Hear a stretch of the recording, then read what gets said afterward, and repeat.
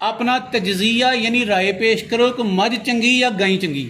अगर असी वेखीए तो 60 रुपए किलो दुध जाए 10 किलो साडी गां एक टाइम का दुध दे ते मझ ते गाय का इको ही जोड़। ठीक ते जे असी वेखने आ कि दोवां तो मझ का दुध महंगा विकदा है ते मझ 10 किलो दोवां टाइमां दा दिंदी है, गां एक टाइम का 10 किलो दिंदी है। पैदावार गाय की ज्यादा हो जाती है, मझ की पैदावार दुध की घट होंदी। गाय जिहड़ी ये सून तक दुध दिंदी है। ठीक ते मझ जिहड़ी ये तुहाडे कोल नस्ल ब नस्ल होंदियां ने ਉਹਦੇ ਚ ਅਸੀਂ 6 ਮਹੀਨੇ ਵੀ ਦੁੱਧ ਲੈ ਸਕਦੇ ਹਾਂ। ਉਹਦੇ ਸਾਡੇ ਕੋਲ 12 ਮਹੀਨੇ ਵਾਲੀ ਮੱਝ ਵੀ ਹੁੰਦੀ, ਉਹ ਵੀ ਦੁੱਧ ਦੇ। ਗਾਏ ਤੇ ਖਰਚਾ ਸਾਡਾ ਜ਼ਿਆਦਾ ਘੱਟ ਹੈ ਤੇ ਪੈਦਾਵਾਰ ਜ਼ਿਆਦਾ। ਉਂਝ ਸੁਣਿਆ ਸੀ ਕਿ ਗਾਈਆਂ ਪੱਠੇ ਵੱਧ ਖਾਂਦੀਆਂ ਨੇ, ਪੈਦਾਵਾਰ ਗਾਏ ਦੇ ਪੱਠਿਆਂ ਦੀ ਜ਼ਿਆਦਾ ਲਾਗਤ ਆਉਂਦੀ ਹੈ ਜੀ। ਤੇ ਮਹਿਰੂ ਦੇ ਵਿੱਚ ਜਿਹੜਾ ਹੈ ਸਾਡੇ ਕੋਲ ਡੰਗਰ ਮੱਝ ਉਹਦੇ ਚ ਸਾਨੂੰ ਮੰਡਾ ਬੜਾ ਇਸਤੇਮਾਲ ਕਰਨਾ ਹੈ। ਠੀਕ ਹੋ ਗਿਆ, ਤੇ ਸਾਡੀ ਮਕਦਾਰ ਲੈਵਲ ਬਰਾਬਰ ਹੋ ਜਾਂਦੀ। ठीक ते इस वास्ते असी गाय जे रखते हैं तो वो पट्ठे ज्यादा खाती है, उस हिसाब नाल दुध भी ज्यादा देती। फ्रीजियन आस्ट्रेलियन असी गां रखीए अक्रास हुंदा है इन्हां दोवां। ठीक ये एक गाय जिहड़ी ये 30 तो 40 किलो दुध दे देगी। ठीक ते आस्ट्रेलियन खाली रखीए तो ओहदा सानू जरा साम देखभाल ज्यादा करनी पैंदी है ते वो भी 40 तो 60 किलो दुध दे सकदी है जे असी लै सकीए। ठीक ते मजबूत जिहड़ा मझ है माझे मजबूत ते लाडली जड़ी गां है। अच्छा असी एक गाय नूं पट्ठे पाने आ जी ते ओ 1.5 मन पट्ठे खाई जांदी। ठीक हरा चार जी ते ओनू तूड़ी पाओ तुसी ओ 5-6 किलो तूड़ी दे नाल वंडा खाएगी 2-3 किलो। ठीक ते ओदी थोड़ी दुध दी मकदार होएगी थोड़ी 30 तो 40 किलो तक जा सकदी है जी, क्योंकि ओदी खुराक बहुत ज्यादा है। बिल्कुल ते ओ खुराक दे सिर ते अपना दुध देंदी जी। ते असी मझ जिहड़ी ओनू असी 7 तो 10 किलो तक भी तूड़ी खवा सकदे आ मंडे दे नाल। ठीक एक मझ ते नस्ली होए ते वो भी मझ जिहड़ी ये थोड़ी 1.5 मन पट्ठे खाई जाती है ते पैदावार ओदी भी दुध दी 10 किलो तक जा सकती है। 12-13 किलो तक भी दुध की पैदावार जा सकती है इहदे विच ते जिहदे च असीं 400-500 रुपया खर्चा ओहदे ते मझ ते करिए ते सानू 1000 रुपए दा दुध दे सकदा। Very good. अस्सलाम वालेकुम। वालेकुम अस्सलाम। नंबरदार साहब की हाल है तुहाडा? अल्हम्दुलिल्लाह भाई जान। अपना इसमें ग्रामी दसो। अब्दुल बासित। इलाका भी दसो। पट्टी भंगो गुजरांवाला। अच्छा मज्जां या डेयरी का काम किन्ने अरसे तो करते पे हो? मैं 2014 ਚ इस काम च आया जी। अच्छा ते अल्हम्दुलिल्लाह इस फील्ड दे विच काफी मजा आंदा। अच्छा कोई मुश्किलां भी ते आईयां होणगियां, किहड़ियां-किहड़ियां मुश्किलां आईयां ने? मुश्किलां आंदियां ने डेयरी दे विच कि तुहाडा कोई नुकसान होई है डेयरी दे विच जी, या फिर तुहाडा कोई डंगर नुकसानिया जाए जी, या फिर ओहदी पैदा दुध दी मकदार घट जाए ते तुहाडे खर्चे ज्यादा हो जांदे जी ते तुसी ओनू प्रोवाइड करो अच्छे तरीके नाल ते वो भी मुकम्मल कर सकदे हो। बिल्कुल ते अगर असी कहिए कि 2014 तुसी काम दा आगाज कीता है ते ए काम विच की खोया ते की पाया ते पाया वध ते खोया घट ए कहोगे? नहीं अल्हम्दुलिल्लाह मुनाफा ही होया है, घाटा नहीं होया। घाटा नहीं पिया। एक दो जानवर नुकसानिया जाए ते ओदे नाल जरा ओनू पूरा करने वक्त लगदा जरा जी जी ते बाकी होर अल्हम्दुलिल्लाह बड़ा अल्लाह दा आसान इस काम। ठीक है नंबरदार साहब ए दसो कि तुहाडे कोल किन्नियां मज्जां ने ते किन्नियां गाइयां ने? मेरे कोल इस वक्त डेयरी दे उत्ते 8 मज्जां ने 2 गावां ने। मज्जां दी एवरेज की है ते गाइयां दी एवरेज की है? गाय जिहड़ी एक टाइम दा 10 किलो दुध देंदी है। अच्छा ते मझ जिहड़ी एक टाइम दा 5 किलो दुध देंदी है, ज्यादा तो ज्यादा 8 किलो दुध देंदी है। गाय दे दुध दा रेट की है ते मझ दे दुध दा रेट की है? मझ दा दुध दा असीं इत्थे दे रहे हां 80 रुपए किलो।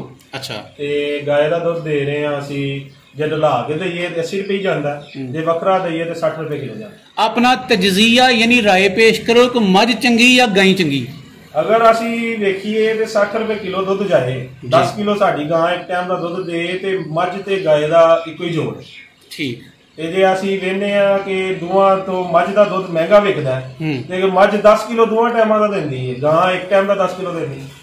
पैदावार गाय की ज्यादा हो जाती है, मझ की पैदावार दुध की घट होंदी। अच्छा लॉन्ग अरसा मझ दुध दिंदी है या गाय सून तो बाद दुध दिंदी है? गाय जिहड़ी ये सून तक दुध दिंदी है। ठीक ते मझ जिहड़ी ये तुहाडे कोल नस्ल ब नस्ल होंदियां ने ਉਹਦੇ ਚ ਅਸੀਂ 6 ਮਹੀਨੇ ਵੀ ਦੁੱਧ ਲੈ ਸਕਦੇ ਹਾਂ। ਉਹਦੇ ਸਾਡੇ ਕੋਲ 12 ਮਹੀਨੇ ਵਾਲੀ ਮੱਝ ਵੀ ਹੁੰਦੀ ਉਹ ਵੀ ਦੁੱਧ ਦੇ।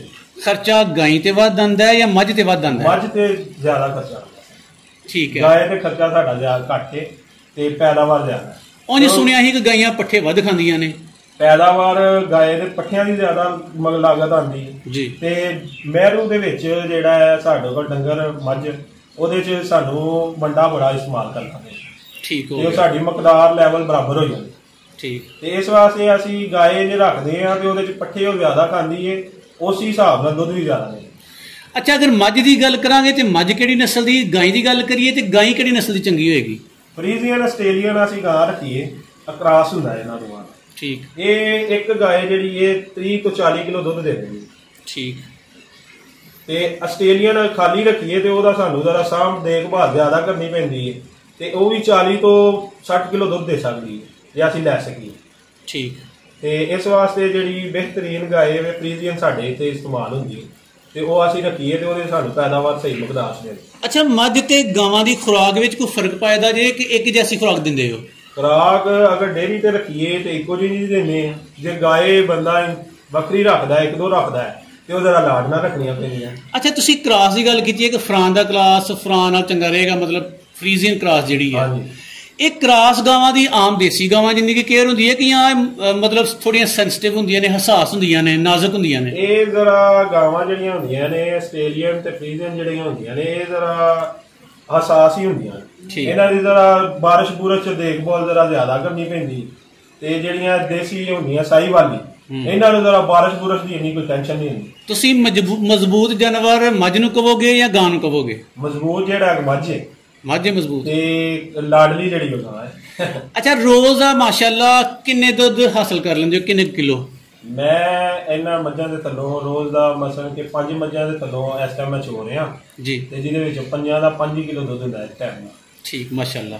ਤੇ ਗਾਏ ਜਿਹੜੀ ਹੈ ਉਹ ਮੈਕਸੀਮਮ 10 ਕਿਲੋ ਦੁੱਧ ਦੇ ਦਿੰਦੀ ਹੈ ਦੋਵਾਂ ਟਾਈਮਾਂ ਦਾ, ਕਿਉਂਕਿ ਅੱਗੋਂ ਕ੍ਰਾਸ ਹੋਈ ਤਿਆਰ ਹੈ। ਹਾਂਜੀ, ਠੀਕ ਹੈ। ਤੇ ਦੁੱਧ ਫਿਰ ਤੁਸੀਂ ਕੀ ਰਿਕਮੈਂਡ ਕਰਦੇ ਹੋ ਕਿ ਮੱਝਾਂ ਤੇ ਗਾਈਆਂ ਸਾਂਝੀਆਂ ਰੱਖਣੀਆਂ ਚਾਹੀਦੀਆਂ ਨੇ ਜਾਂ ਅਲੱਗ-ਅਲੱਗ ਡੇਅਰੀ ਬਣਾਉਣੇ ਚਾਹੀਦੇ ਨੇ ਇਹਨਾਂ ਦੇ?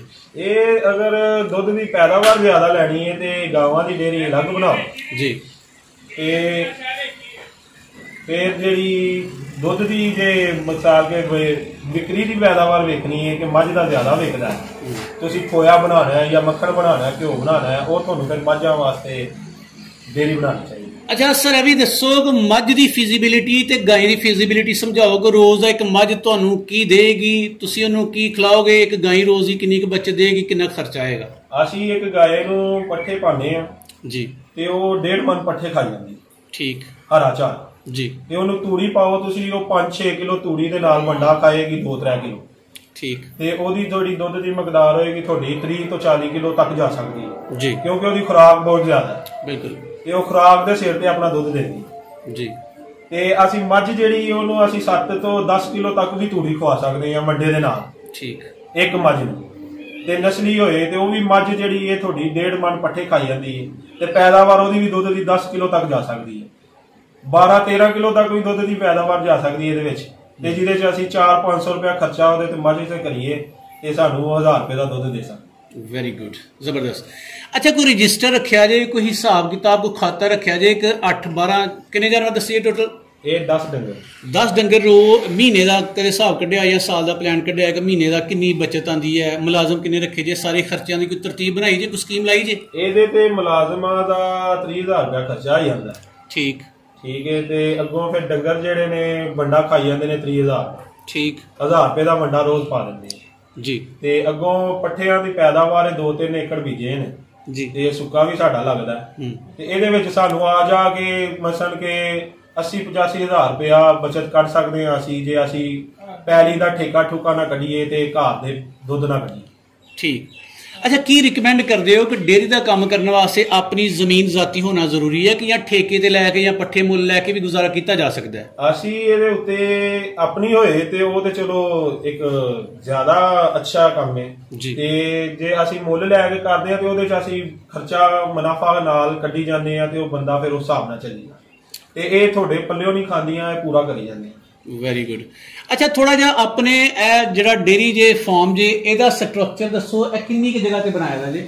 ਇਹ ਜਨਾਬ ਇਸ ਵਕਤ 40 ਫੁੱਟ ਲੰਬਾ ਬਰਾਂਡਾ। ਠੀਕ। ਤੇ ਇਹਦੇ ਤੇ ਸਲੈਬਾਂ ਦੀ ਛੱਤ ਤੇ ਜੀ ਤੇ 22 ਫੁੱਟ ਚੌੜਾ ਹੈ। ਕਿੰਨੇ ਕੁ ਪੈਸੇ ਲਾ ਬੈਠੇ ਸੋ ਇਹਦੇ ਉੱਤੇ? ਉਸ ਵਕਤ ਮੇਰਾ ਲੱਗਾ ਸੀ 2014 ਦੇ ਵਿੱਚ 15,000 ਇੱਟ ਲੱਗੀ ਸੀ ਜੀ, ਤੇ ਉਸ ਟਾਈਮ ਇਹ ਛੱਤ ਪਈ ਸੀ 1,20,000 ਜੀ, ਤੇ ਇਹਦੇ ਤੇ ਲਾਗਤ ਆ ਗਈ ਸੀ ਮਿਸਤਰੀ ਸਨੇ ਮੇਰੀ ਕੋਈ 3 ਲੱਖ ਰੁਪਇਆ, 3.5 ਲੱਖ। Very good. ਸਾਰੇ ਜਾਨਵਰ ਇਹਦੇ ਵਿੱਚ ਮੈਨੇਜ ਕਰ ਲੈਂਦੇ ਹੋ? ਇਹ ਸਰਦੀਆਂ 'ਚ ਇੱਥੇ ਮੈਨੇਜ ਕਰਦੇ ਆ। ਵੈਸੇ ਅਸੀਂ ਜਿਹੜੇ ਨੇ ਬਾਹਰ ਸਾਡੇ ਕੋਲ ਛਾਂ ਹੈ, ਦਰਖਤ ਨੇ ਬਹੁਤ ਜ਼ਬਰਦਸਤ, ਬਿਲਕੁਲ ਅੱਲਾਹ ਤਾਲਾ ਨੇ ਰੁੱਖ ਲਾਏ ਨੇ ਤੇ ਉਹ ਜਨਾਬ ਉੱਥੇ ਛਾਂ ਦੇ ਵਿੱਚ ਬਣੀ ਦੇ ਨੇ, ਉਹ ਜ਼ਿਆਦਾ ਫਾਇਦਾ ਦਿੰਦੇ ਨੇ। Very good. ਅੱਛਾ, ਇਹ ਜਿਹੜੀ ਖੁਰਲੀ ਹੈ ਇਹਦੀ ਲੰਬਾਈ ਕਿੰਨੀ ਜੇ ਭਲਾ? ਲੰਬਾਈ 24 ਫੁੱਟ ਲੈਂਥ ਹੈ ਇਹਦੀ ਤੇ 2.5 ਫੁੱਟ ਚੌੜੀ ਹੈ। ਠੀਕ ਹੈ। ਜਦੀਦ ਦੁਨੀਆ ਦੇ ਜਦੀਦ ਮੁੰਡੇ ਹੋ ਤੁਸੀਂ, ਲੇਕਿਨ ਅਸੀਂ ਸੁਣਿਆ ਕਿ ਖੁਰਲੀ ਉੱਚੀ ਨਹੀਂ ਹੋਣੀ ਚਾਹੀਦੀ, ਲੇਕਿਨ ਤੁਹਾਡੀ ਖੁਰਲੀ ਉੱਚੀ ਬੜੀ ਹੈ, ਦੀ ਵਜ੍ਹਾ? ਨਹੀਂ, ਇਹ ਮੱਝਾਂ ਦੇ ਹਿਸਾਬ ਨਾਲ ਪੂਰੀ ਹੈ ਜੀ। ਇਹ ਇਸ ਟਾਈਮ 2 ਫੁੱਟ ਖੁਰਲੀ ਹੈ ਸਾਡੀ। ਠੀਕ। ਤੇ ਇਹ ਬਿਹਤਰੀਨ ਹੈ ਇਸ ਟਾਈਮ। ਕਿੰਨੇ ਜਾਨਵਰ ਬੰਨੇ ਜਾ ਸਕਦੇ ਨੇ ਇਹਦੇ ਉੱਤੇ? ਬਾਹਰਲੀ ਸਾਈਡ ਤੇ ਅਸੀਂ 6 ਡੰਗਰ ਬਣ ਸਕਦੇ ਹਾਂ, ਅੰਦਰਲੀ ਸਾਈਡ ਤੇ ਅਸੀਂ 4 ਕੁੰਡੇ ਲਾਏ ਨੇ ਤੇ ਡੰਗਰ ਖੁੱਲੇ ਡੁੱਲੇ ਹੋ ਕੇ ਬੈਠ। ਇੱਕ ਜਾਨਵਰ ਤੋਂ ਦੂਸਰੇ ਜਾਨਵਰ ਦਾ ਕਿੰਨਾ ਫਾਸਲਾ ਹੁੰਦਾ? ਇੱਕ ਜਾਨਵਰ ਤੋਂ ਦੂਸਰੇ ਜਾਨਵਰ ਨੂੰ 3 ਫੁੱਟ ਜਗ੍ਹਾ ਹੋਏ, ਬਹੁਤ ਜ਼ਿਆਦਾ। ਠੀਕ। ਅੱਛਾ, ਤਲਾਬ ਵੇਖਣੇ ਪਏ ਆ, ਉਹ ਕਿੰਨੀ ਜਗ੍ਹਾ ਤੇ ਬਣਾਇਆ ਜੇ? ਤਲਾਬ ਸਾਡਾ ਜਿਹੜਾ ਜੇ 40 ਬਾਈ 40 ਦਾ। ਠੀਕ। ਤੇ ਇਹ 5 ਫੁੱਟ ਪਾਣੀ ਸਤਾ ਖਿਲਾਰ ਸਕਦਾ। ਠੀਕ। ਇਹਦੇ ਤੇ ਕਿੰਨਾ ਖਰਚਾ ਕਰ ਬੈਠੇ ਸੋ? ਇਹਦੇ ਤੇ 3.5 ਲੱਖ ਰੁਪਏ ਲਾਇਆ ਸੀ। ਅੱਛਾ, ਕੀ ਸਮਝਦੇ ਹੋ ਨੰਬਰਦਾਰ ਸਾਹਿਬ ਕਿ ਡੇਅਰੀ ਫਾਰਮ ਦਾ ਡਿਜ਼ਾਈਨ ਇਹੋ ਜਿਹਾ ਰਹਿਣਾ ਚਾਹੀਦਾ ਜਾਂ ਕੋਈ ਹੋਰ ਅੱਛਾ ਡਿਜ਼ਾਈਨ, ਸਸਤਾ ਵੀ ਹੋਏ, ਚੰਗਾ ਵੀ ਹੋਏ? ਇਹ ਅਸੀਂ ਜੇ ਸਸਤਾ ਵੇਖੀਏ ਤੇ ਸਾਰਿਆਂ ਨੂੰ ਇਹ ਹੀ ਜ਼ਿਆਦਾ ਸਸਤਾ ਹੈ। ਠੀਕ। ਤੇ ਜੇ ਖਰਚਾ ਕਰਨ ਲੱਗੀਏ ਤੇ ਇਸ ਤੋਂ ਜ਼ਿਆਦਾ ਬਹੁਤ ਹਾਈ ਬਾਈ ਅਸੀਂ ਡੇਅਰੀ ਬਣਾ ਸਕਦੇ ਹਾਂ। ਯਾਨੀ ਕਿ ਇਸ ਡੇਅਰੀ ਨੂੰ ਤੁਸੀਂ ਨਾਰਮਲ ਕਹਿੰਦੇ ਹੋ? ਨਾਰਮਲ ਕਹਿੰਦੇ ਆ ਅਸੀਂ। ਠੀਕ। ਇਹ ਬਿਲਕੁਲ ਨਾਰਮਲ ਡੇਅਰੀ। ਠੀਕ। ਅੱਛਾ, ਡੇਅਰੀ ਫਾਰਮ ਦੇ ਮਤਲਬ ਕੋਈ ਐਸੀ ਗੱਲ ਜਿਹੜੀ ਅਸੀਂ ਤੁਹਾਡੇ ਕੋਲੋਂ ਨਹੀਂ ਪੁੱਛੀ, ਤੁਸੀਂ ਲੋਕਾਂ ਨੂੰ ਦੱਸਣਾ ਚਾਹੁੰਦੇ ਹੋ, ਉਹ ਕੀ ਗੱਲ ਹੋਏਗੀ? ਉਹਦੇ ਵਿੱਚ ਇਹ ਵੇ ਕਿ ਡੰਗਰਾਂ ਦੀ ਦੇਖਭਾਲ ਅੱਛੀ ਹੋਏ ਜੀ, ਉਹਨਾਂ ਦੀ ਅੱਛੀ ਸੇਵਾ ਕੀਤੀ ਜਾਏ ਤੇ ਉਹ ਸਾਨੂੰ ਕਾਫੀ ਕੁਝ ਦੇ ਸਕਦੇ। ਇਸ ਕਾਰੋਬਾਰ ਦੀ ਖੂਬੀਆਂ ਨੇ ਕੋਈ ਖਾਮੀ ਹੈ ਤੇ ਉਹ ਵੀ ਦੱਸੋ। ਖਾਮੀ ਇਹਦੇ ਸਿਰਫ ਇੱਕੋ ਹੀ ਹੈ, ਜਾਨਦਾਰ ਚੀਜ਼ ਹੈ, ਉਹ ਨੁਕਸਾਨੀ ਜਾਏ ਤੇ ਉਹ ਸਿਰਫ ਖਾਮੀ। ਐਂਡ ਤੇ ਸਾਰੇ ਪਾਕਿਸਤਾਨੀਆਂ ਨੂੰ ਕੋਈ ਮਸ਼ਵਰਾ ਦਿਓ ਡੇਅਰੀ ਦੇ ਰਿਲੇਟਡ। ਮਸ਼ਵਰਾ ਇਹ ਹੀ ਹੈ ਸਾਰਿਆਂ ਨੂੰ, ਭੈਣ ਭਰਾਵਾਂ ਨੂੰ, ਭਰਾਵਾਂ ਜਿਹੜੇ ਕੰਮ ਕਰਨ ਆਇਆ, ਇਹ ਜਨਾਬ ਬਹੁਤ ਅੱਛਾ ਕੰਮ ਹੈ ਜੀ। ਤੇ ਜੇ ਇਹਨੂੰ ਕੰਮ ਸਮਝ ਕੇ ਕੀਤਾ ਜਾਏ ਜੀ ਤੇ ਬਾਹਰ ਜਾਣ ਨਾਲੋਂ, ਧੱਕੇ ਖਾਣ ਨਾਲੋਂ ਇਹ ਕੰਮ ਬੜਾ ਅੱਛਾ ਹੈ। ਠੀਕ। ਤੇ ਜੇ ਸਿਰਫ ਕੰਮ ਸਮਝ ਕੇ ਕੀਤਾ ਜਾਏ, ਇਹ ਨਾ ਬੰਦਾ ਸਮਝੇ ਕਿ ਮੈਂ ਡੰਗਰ ਰੱਖ ਲੈ। ਬਿਲਕੁਲ ਬਿਲਕੁਲ। ਲਓ ਸਰ, ਬੜੀਆਂ ਸੋਹਣੀਆਂ ਗੱਲਾਂ ਕੀਤੀਆਂ ਨੇ, ਜਜ਼ਾਕੁਮੁੱਲਾਹੁ ਖੈਰਾ, ਤੁਹਾਡੀ ਵਾਹ ਸਾਰੀ ਮਿਹਰਬਾਨੀ।